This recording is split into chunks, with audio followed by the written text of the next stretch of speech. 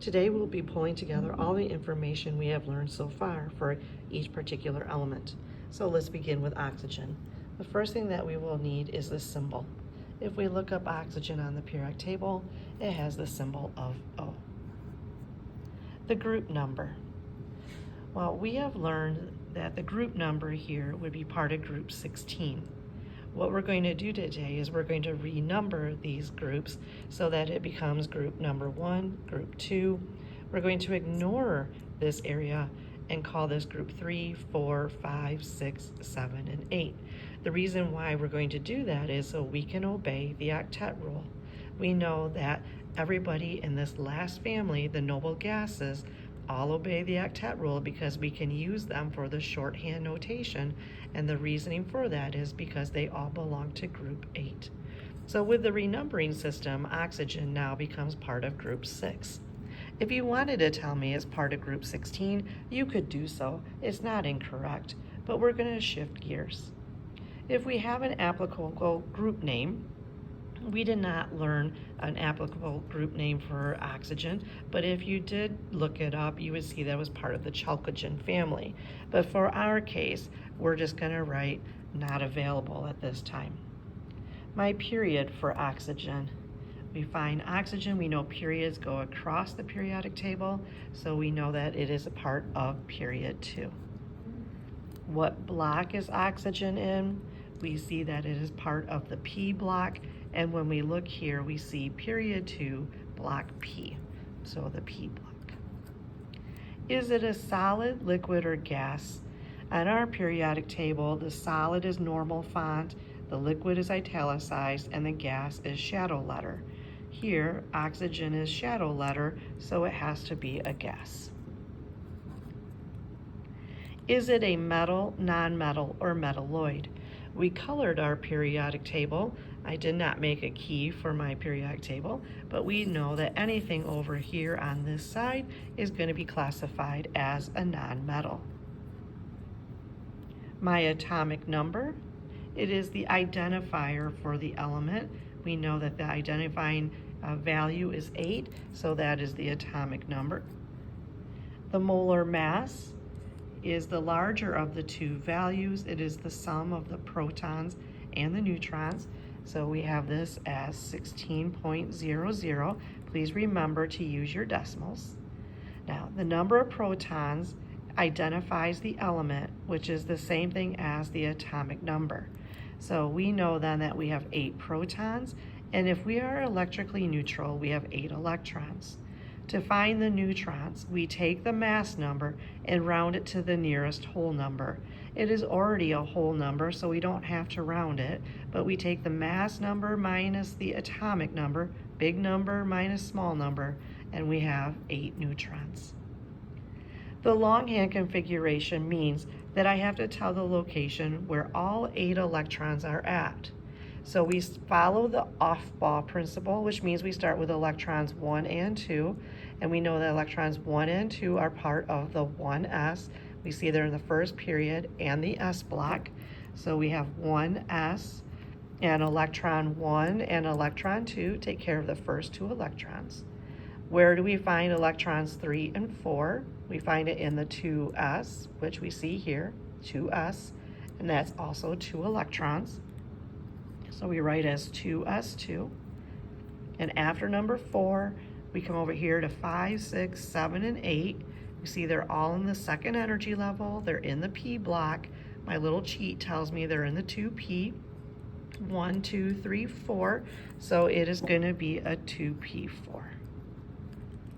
We can write the shorthand configuration by taking oxygen, moving up 1 and sliding to the right because we want to be part of group 8. That means they all obey the octet rule. Here it's helium. Helium is the exception to the octet rule. It only needs 2 electrons to be stable. So helium takes care of the first 2 electrons. We then find electrons 3 and 4. We see it's 2s2. And then after 4, we go 5, 6, 7, 8. They're all part of the 2p, and again, it is 2p4. So my ending here should be very similar to my ending on the longhand. My Bohr diagram are telling me how many electrons are going to each energy level. If I'm in the first energy level, I get to put 2 electrons in. If I'm moving to the second energy level, I see the 2 and the 2. These are numbers telling me the energy level. So 2 plus 4 is 6. So I have 6 electrons in the outermost energy level. These are obeying the octet rule. We know the first energy level can have a maximum of 2, but every energy level coming after it can have a maximum of 8 in it as we continue to fill outwards. So 2 plus 6 is 8, which we said it would have 8 protons, or 8 electrons. Orbital notation, let's work off of the longhand. You could do the shorthand if you wanted, but just for a little practice. S means that you can have 2 electrons maximum, so we have 1 housing site or 1 room. We're going to label it as 1s, and in this room or this orbital, we're going to put 2 electrons in it, and we go 1 up, 1 down. They have to be opposite spin to minimize the energy. We see the S next. That means we open up 1 space. We now have 2 electrons going in there. We have 1 up, 1 down. Again, they have to be opposite spin to minimize the energy. I now see P. I know that the P orbital can hold up a maximum of 6 electrons. That means that's 3 possible pairs. So I have to open up 3 rooms, 3 orbitals to put my electrons. But in this case, I only have 4 electrons, but I have to follow Hund's rule, which says you have to put 1 electron in each of these 2p orbitals because they're all of the same energy. And they all have to be up, up, up, because we know that like charges repel each other, and that pushes them away, and that's what we want to have happen. But we have 1, 2, 3. I need 1 more, so the 4th electron comes back into the first orbital and with a downspin. Again, we know opposites attract. That minimizes the energy. So this would be my picture for the orbital notation. My valence electrons are in the outermost energy level. So I come over here and I find my outermost energy level. How many electrons do I have? Well, I have 6. Now this is very interesting. We're going to find a pattern here, because if I'm in group number 6, how many valence electrons do I have? I have 6. We'll see this pattern occur every time we do our problems here. Inner shell electron are everything else. So I used my 6 on the outer. What do I have remaining? I have 2. 6 plus 2 have to add up to the 8. So the inner shell electrons or whatever else have not yet been considered. Now, electrons to be lost or gained to reach the octet rule. My outermost energy level has 6 electrons in it. We want to either get rid of those 6 or we want to gain 2 to get to 8. Would it be easier for me to lose 6 electrons so I'm down to 1 energy level? Or would it be easier for me to gain 2 electrons to get to 8? Well, in this particular case, we are going to gain 2 electrons to get to the octet rule.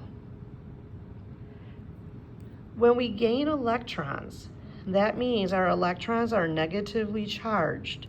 That means when we gain electrons, I'm going to have an overall negative charge. We call that negative charge an anion. In this particular case, oxygen wants to gain 2 electrons. It will gain 2 electrons. If we come over here to oxygen, you can see we're in group 6. This minus 2 means that you are going to add 2 electrons to it.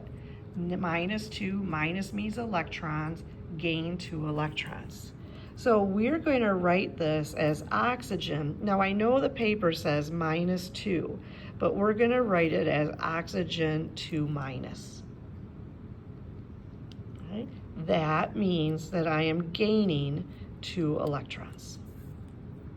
So some things are going to lose electrons, and when they lose electrons, they're going to become more positive.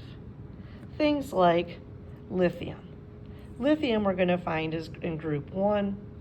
It means it's going to have 1 valence electron it's going to want to lose that 1 electron. So we'll have a positive charge.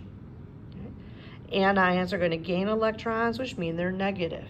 If I'm in group 5, I'm going to want to gain 3. If I'm in group 6, I'm going to want to gain 2. If I'm in group 7, I'm going to want to gain 1 to get to 8. And when I get to 8, it's not going to want to gain or lose anything. Valence electrons are the electrons in the outermost shell, and inner shell electrons are everything else inside. We'll do some more practice in class.